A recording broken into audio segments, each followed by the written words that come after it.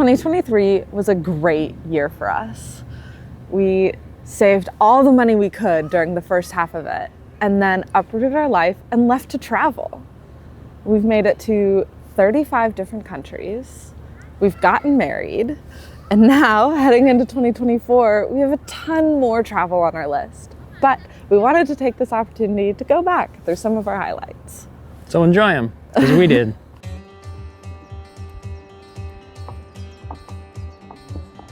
We started 2023 powder skiing in Japan. At this point, we knew we wanted to travel for a year, but it was really on our 5-year plan. Oh my gosh! After some amazing powder skiing and the thrill of driving go-karts around Tokyo, What is a powder day in Japan? we moved this goal up. We now wanted to save as much money as possible and leave to travel the moment we had $100 a day for a year. So throughout the spring, we kept our adventures close to home and as cheap as possible. We rafted, hiked, camped, fished, and biked in our local mountains. And then in May, when we hit our savings goal, we quit our jobs, packed up, and moved out. We picked our first destination based on the cheapest flight from Denver, so we started our trip in Paris, where we watched the sunset behind the Eiffel Tower before heading on to Italy. In Italy, we met up with my wonderful friend Michaela and explored the Venetian canals, but we had to quickly get out of these expensive countries, so we hopped on an overnight bus to Prague, where we wandered around the city of 100 spires.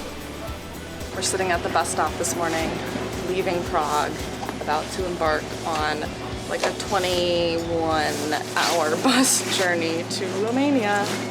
Here we go. Our 21-hour bus ride from the Czech Republic to Romania remains our longest bus journey yet, and it was equally as miserable as it was long. Once in Romania, we met up with Rob's amazing friends, Danny and Annie, who organized a perfect Romanian road trip for us. We hiked, played ping pong in the bottom of a salt mine, and visited Dracula's castle. But most of all, we enjoyed some fantastic company. We often pick our next destination by the cheapest bus route. So next we are off to Vienna, where we swam in the Danube River and hiked around the local vineyards. From Vienna, we headed east to Bratislava, where Rob's friends Veronica and Mayo shared an incredible weekend in Slovakia with us.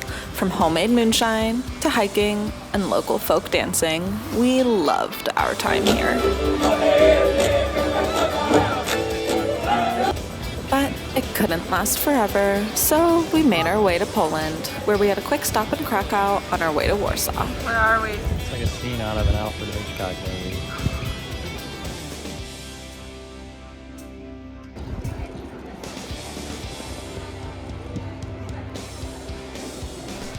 We kept our northern trajectory going by heading up through the Baltic states from here. First stop, Lithuania, where we explored the capital city Vilnius and swam at the base of a castle. Then on to Latvia, where we hiked through the wetlands and swam in the Baltic Sea. Oh yeah, but that feels really good. And finally Estonia, where we wandered the UNESCO World Heritage Site that is Tallinn's Old Town.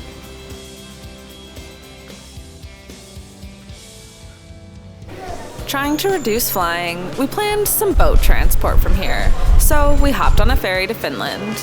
We spent 4 days in torrential downpour in Helsinki before heading west, where we biked around the Turku archipelago. Here, we caught another ferry onto Sweden. We watched the changing of the guards at the Royal Palace in Stockholm, and hiked to the tallest point in the city. At this point, we headed on quite the repositioning adventure to make sure we ended up in the right place with the right number of visa days for our wedding. So we flew from Stockholm to Copenhagen, to Dublin, to Zurich, to Bangkok, and then we spent a month in Phuket, Thailand, learning to surf, getting sick, and finalizing our wedding plans.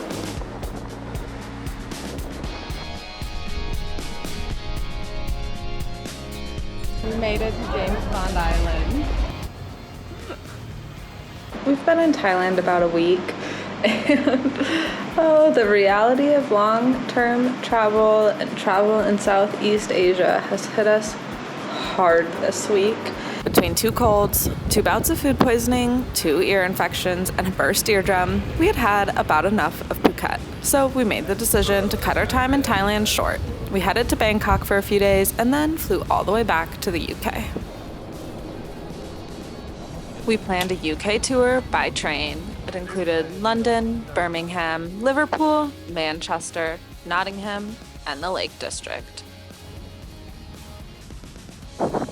We made it to the summit of our tallest peak today, Helvellyn Peak.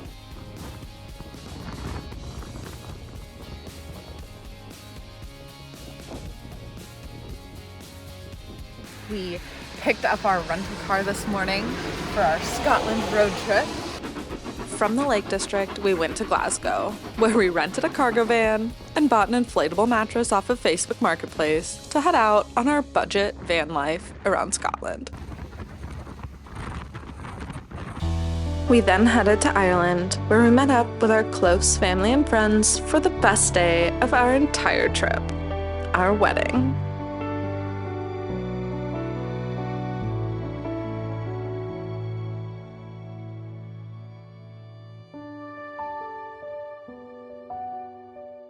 After our wedding, Rob's best man Joe and his girlfriend Christy joined us for a few days in Madrid. We stopped to get churros. We sure did.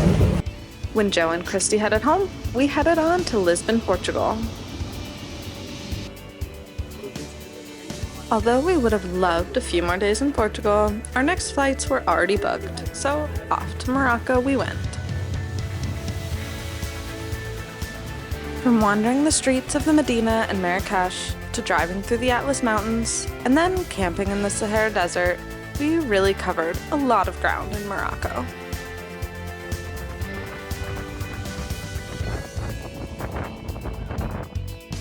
We had a few days left on our Schengen zone visas, so we decided to make a very fast trip through the Adriatic countries, starting with cliff jumping in Croatia.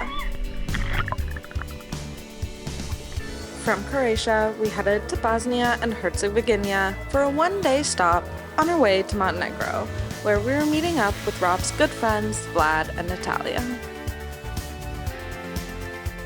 They planned a perfect weekend for the 4 of us exploring Montenegro, including fresh seafood, hiking, and even some tennis.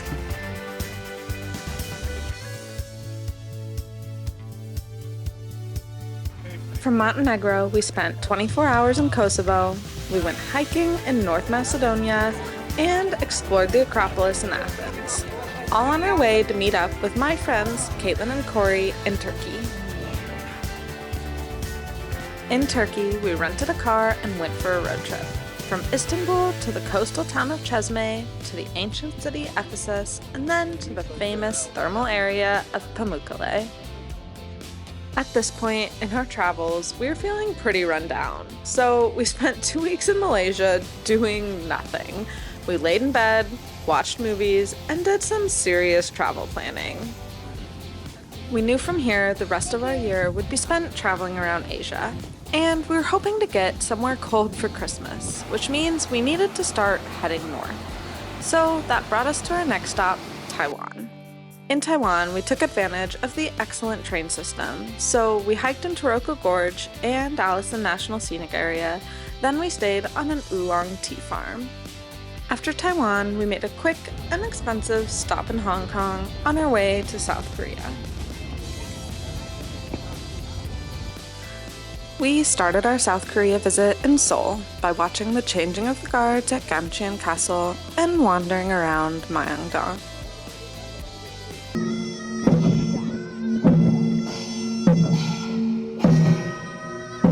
Before heading south to Busan, where we fell in love with the Gamcheon Art Village.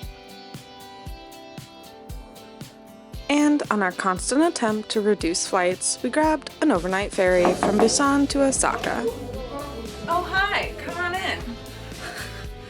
This is our incredible 2-bed bunk room on the, what is it? The Pan something cruise. Our first stops in Japan were Osaka and Kyoto. In Osaka, we visited the Osaka Castle Illumination and walked under the Susenkaku Tower. In Kyoto, we visited the bamboo forest and walked under endless gates at the Fushimi Inari Shrine.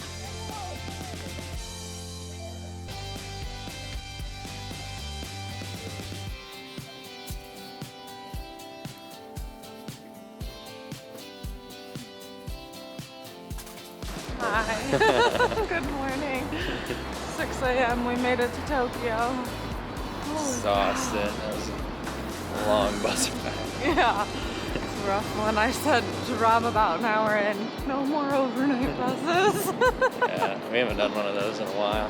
Finally, we made it to Tokyo, where we celebrated Christmas by visiting every Christmas market we could find. We made it to the Tokyo Tower Christmas Market. Final thoughts on the Azabudai Hills Christmas Market. It's our third and final Christmas market of the day. We are at Roppongi Hills and we are at the Shibuya Blue Cave Illumination and Market. We just got to the Tokyo Christmas Market. And we rung in the new year, excited for all the adventure 2024 will bring. Thanks for watching and subscribe to our channel to follow along as we travel around the world. From Tokyo, we are headed to Vietnam.